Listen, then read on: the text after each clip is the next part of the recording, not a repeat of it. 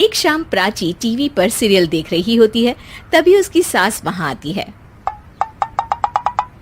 अरे सीरियल में तो ऐसे मग्न है जैसे आज रात का खाना पड़ोसी आकर बनाएंगे। मुझे पता ही नहीं था आपने अपने बेटे की शादी पड़ोस में भी की हुई है।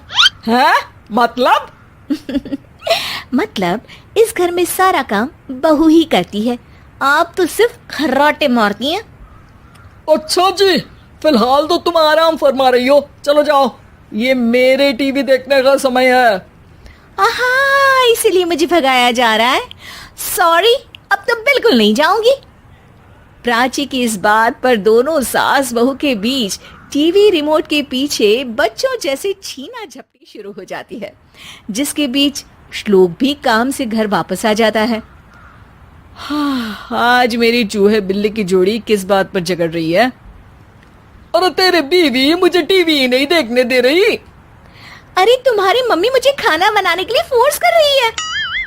अरे वाह, ऐसे बेतुके रीजन पर तो बच्चे भी झगड़ा नहीं करते। अरे मुझे कुछ मत बोल, सब इसने ही शुरू किया है। हाँ हाँ, जैसे आप तो बहुत दूध की धूली है ना। अरे बस दोनों चुप। प्राची जाओ, खाने की तैयारी करो।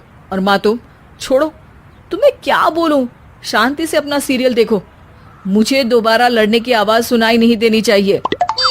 ऐसा बोलकर श्लोक वहां से चला जाता है, जिसके पीछे पीछे प्राची भी कुछ न कुछ बड़बड़ाते हुए रसोई में चली जाती है। हाँ हाँ, सासू जी को तो कुछ बोलेंगे ही नहीं, बस मुझ पर ही हुक्म चलता है, खाना बनाओ, जैसे मैं इनके घर में खाना बनाने के लिए आई हूँ।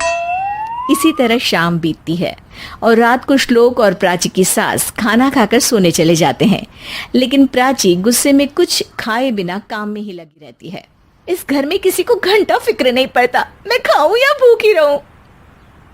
प्राची कुछ देर के लिए रसोई से बाहर जाती है और जैसे ही वापस आती है तो वहां दूध का भरा ग्लास देखकर हैरान रह जाती है।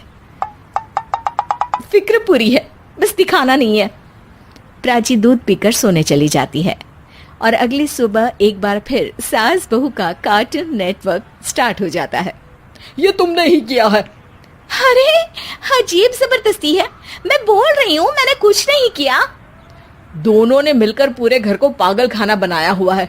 यहाँ कोई नॉर्मल इंसान तो रह ही नहीं सकता, इसीलिए अब पड़ोसी क्या रिश्तेदार भी घर आने से कतराते हैं। और सुन बेटे, तू भी चंगा, तेरी माँ भी चंगी, तेरी बीवी भी चंगी, रिश्तेदार। हाँ जी, आपको नहीं पता क्या, गंगाधर ही शक्तिमान है, रिश्तेदार ही। हाँ हाँ, बस समझ गया। कभी जानवरों जैसे लड़ेंगी तो कभी जुगलबंदी करेंगी। भाई मैं आप दोनों के बीच में नहीं फंसना चाहता। सास बहू की इस मन मौजी जोड़ी से परेशान होकर श्लोक अपना सिर खुजलाता वहां से चला जाता है। चलो अब मैं भी कीर्तन में जा रही हूँ।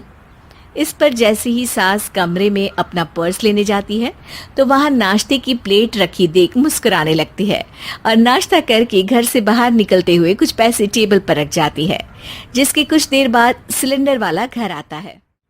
ओ मोरी मैया, मैं सिलेंडर के बारे में तो बिल्कुल भूल ही गई थी। घर खर्च के सारे पैसे भी मम्मी के पास है और श्लोक से बोला तो उल्टा 4 बात सुनाएंगे। प्राची ये सोच ही रही होती है कि अचानक उसका चेहरा चमक उठता है और वो घर में आकर इधर उधर देखने लगती है। तभी उसकी नजर टेबल पर रखे पैसों पर पड़ती है, जिन्हें वो सिलेंडर वाले को दे देती है। ये सब श्लोक देख लेता है। अच्छा बेटे, इतना बड़ा घोटाला, सबके सामने मैं तेरी दुश्मन और पीठ पीछे तेरी मेरी यारी। इस पर श्लोक एक प्लान बनाता है और शाम को सब एक साथ बैठे होने पर बोलने लगता है। माँ, तुम दोनों की बहुत लड़ाई होती है, इसलिए मैं सोच रहा हूँ कि प्राची को उसके घर छोड़ाऊं, इससे वो भी खुश रहेगी और तुम भी। अचानक श्लोक की ये बात सुनकर सास बहू शौक से उसकी तरफ देखती हैं। अरे ऐसे कैसे घर छोड़ाओगे, मुझे कहीं नहीं जाना। अरे तुमने बोला नहीं पर मैंने सुन लिया, तुम्हें मम्मी के साथ रहना अच्छा नहीं लगता, मुझे पता है। अरे वो अरे, जब बहू खुद कुछ काम बोले तो वो तुझे सुनता नहीं, और अब जो इसने बोला ही नहीं वो तू समझ गया। जब उसे नहीं जाना तो फिर जबरदस्ती क्यों कर रहा है? अच्छा, फिर आपको मौसी के घर छोड़ाता हूँ। बस अब आप दोनों एक घर में एक छत के नीचे नहीं रह सकती। मैं इस टॉम एंड जेरी की जोड़ी को और नहीं झेल सकता। है? ऐसे कैसे नहीं रह सकते? तुम्हें इतनी दिक्कत है तो तुम्हारा बोरिया बिस्तर पैक कर देती हूँ, लेकिन मम्मी जी कहीं नहीं जाएंगी। बिल्कुल यही सुनना था मुझे। अगर दोनों में इतना ही प्यार है फिर हर वक्त ये लड़ाई का नाटक क्यों करती हो? देखा मैंने कैसे माँ किचन में दूध रखती है और तुम उनके लिए कमरे में नाश्ता रखती हो, और कैसे वो पहले ही तुम्हारी दिक्कत समझकर घर में पैसे रखकर बाहर जाती है। अरे भाई, इतना ड्रामा तो डेली सोप में भी नहीं होता जितना तुम दोनों ने इस घर में फैलाया हुआ है। तू हमें टॉम एंड जेरी बोलता है ना, तो याद कर वो दोनों भी एक दूसरे को बाहर वालों की बुरी नजर से बचाने के लिए हमेशा सबके सामने लड़ते थे, लेकिन अकेले में दिक्कत के समय मदद भी तो करते थे। बस हमारा रिश्ता भी कुछ ऐसा ही है। और वैसे भी अगर सास बहू में तू मैं नहीं होती तो दुनिया वालों को कहानियां कैसे मिलेंगी?